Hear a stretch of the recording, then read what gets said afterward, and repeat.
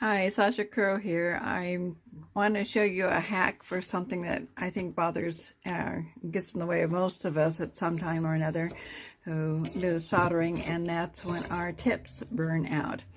I screwed up. I left my iron on for like 8 hours. Let's see if I can get a better view here. And it totally burned the end of the tip. There's no way that I can turn on my iron and hit the Salomoniac. That's my ancient block of Salomoniac, and my tip cleaner, and have this work. So what I'm going to do now is I'm going to turn off the video. I'm going to turn on the iron and show you what will happen if I try to use it as it is. Okay, so I'm back. The iron is heated up. I'm going to let you take another look at that tip. You can see there's a little tiny bit of the edge that is holding solder. The other side is completely crispy crittered. So what I'm going to do first is I'm going to use my Salomoniac. Again, my ancient piece of Salomoniac here. And I'm going to try to clean this tip as best I can. And I usually have a thing on that vents out away the smoke because it's really not good to breathe, but you wouldn't be able to hear me if I had it on. So, and again, you can see that there's just the tiniest little bit of area that's holding the solder. I'm going to try another thing I use, which is tip cleaner. It comes in a nifty little can. I don't have the lid. I've lost it ages ago. I got this from Amazon maybe 2 years ago, and I use it really frequently, but it really helps to do a little extra to clean, and I often will then run it across the Salomoniac again. And you can see that, if I can get it focused, there you go. You can see that it did clean up quite a bit, but it still has that really dark area, which is just burnt out tip. It's not going to hold solder. Let me get some solder. See if I can get it in the viewfinder. Here we go. I can put it on the tip there, on the tippy tip, but it's not going to go any place that's dark. It's just not receptive because you have to have flowing solder to accept more solder. This side barely any better. So what I'm going to do now is I'm going to turn off the video again and let this cool down, and I'll show you my hack. What I'm going to say is this is a Weller 100. I've had this iron. You can see it's pretty beat up. I've been using it nonstop for over 9 years, and it's done me well. I use it in conjunction with a rheostat, which is a temperature controller. Let me see if I can pull that in there. So I adjust my temperature with that rather than relying on the tips for temperature. It's something I learned from my teacher, and unfortunately I can't remember who it was. It was 10 years ago. But it's worked well for me. Again, I'm trying to clean this tip because I'm compulsive about cleaning my tip when I'm working. And again, it's just not going to clean up. All right, I'm going to turn this off.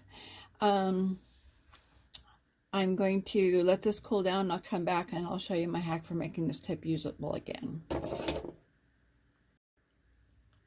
Okay, I am back again. The iron is unplugged.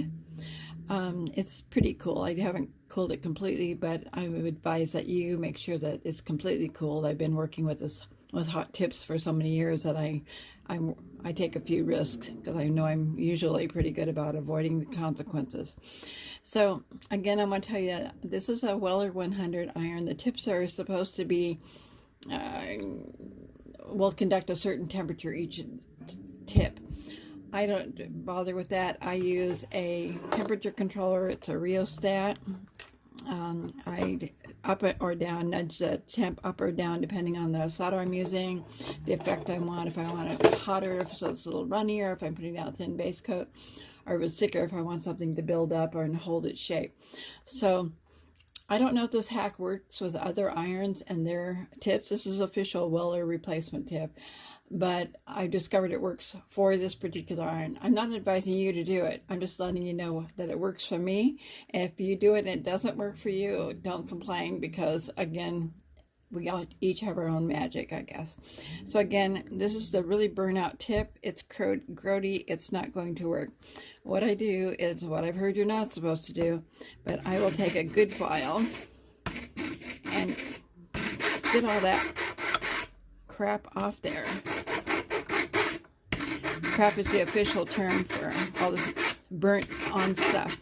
You can see that it's much better, but I still got a good area right here that still needs filing. And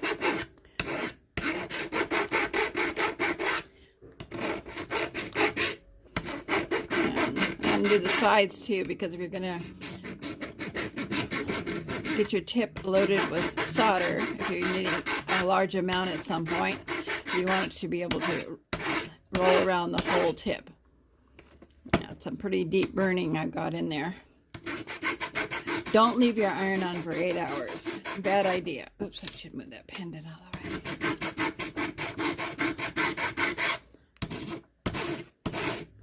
I have, before I learned this hack, I would be working and then end up, you know, leaving the tip, the iron on for too long or whatever, like 3 days before a show when I'm like massively trying to work. And then I would have to order online new tips, and of course they wouldn't be there in time for me to do any more production, and so it was high stress. I'm going to turn it over and work on the other side for a while. Yeah, this iron's still pretty hot.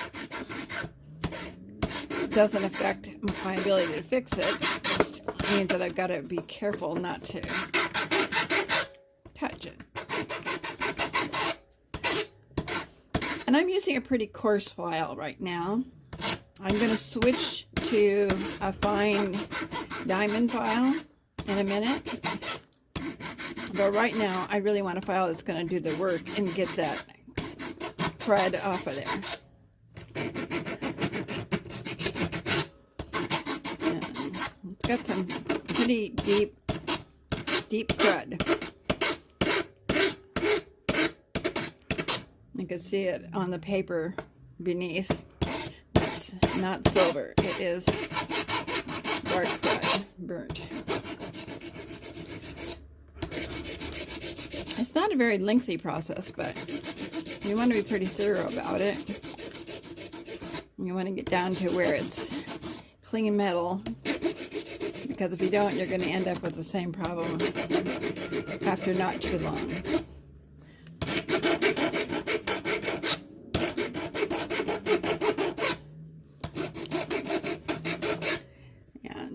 I've done this hack on this particular tip before, at least one other time, probably more. It seems like it's one of those things that will, I haven't tested to bring it all the way down to practically nothing. I haven't had to. But it's good in a pinch.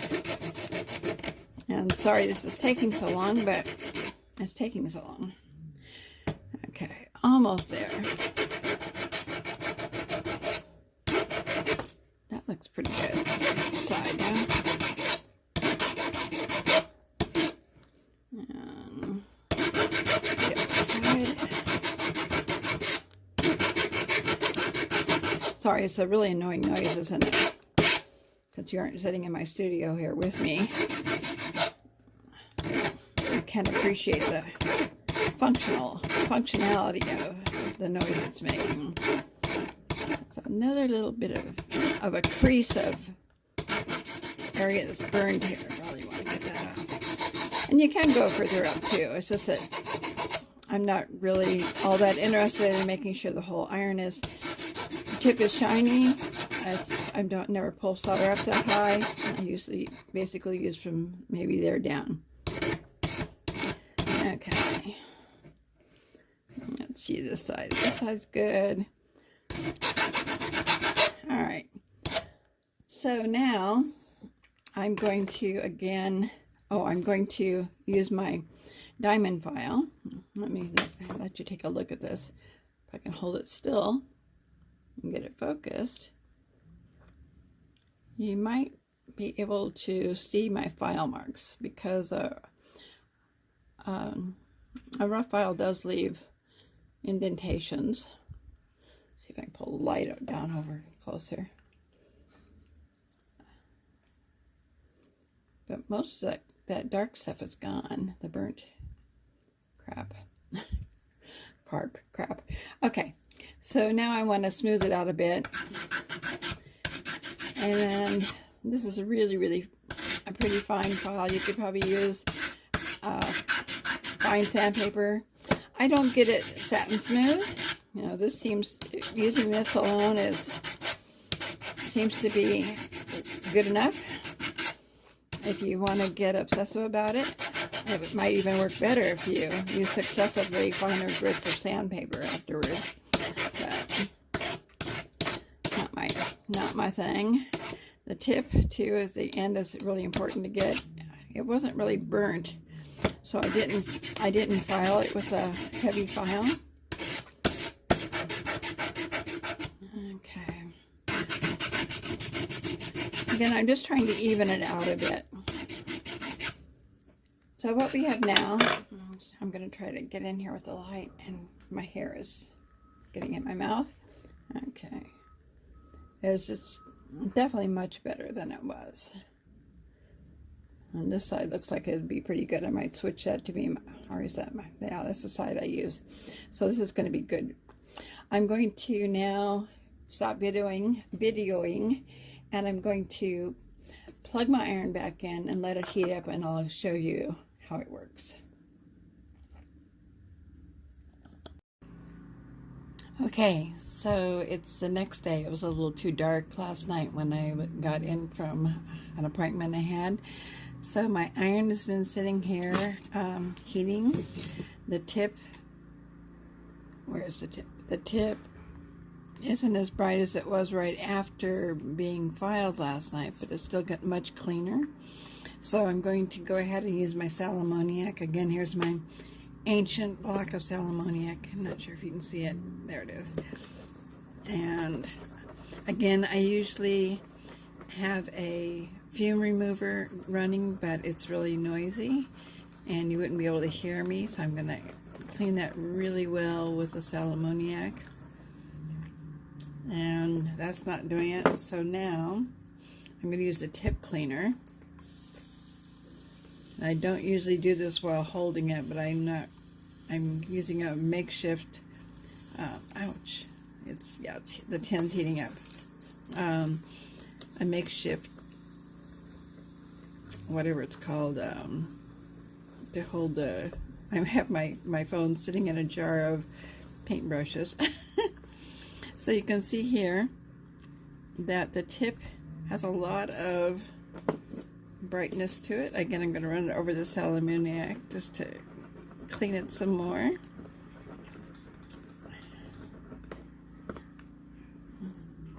Nice and bright. The real test is hitting it to my solder, and it definitely takes on solder back here. So the tip is ready to go again. I can get to work. I can add solder to a piece, and much cheaper than buying a new tip every time you do something stupid like leave your iron on for 8 hours. I hope this is helpful to you. Again, I don't advise you to do it because you're not supposed to do it. Don't know exactly why, because it does work for me with my Weller 100 and Weller 100 official tips. Happy soldering!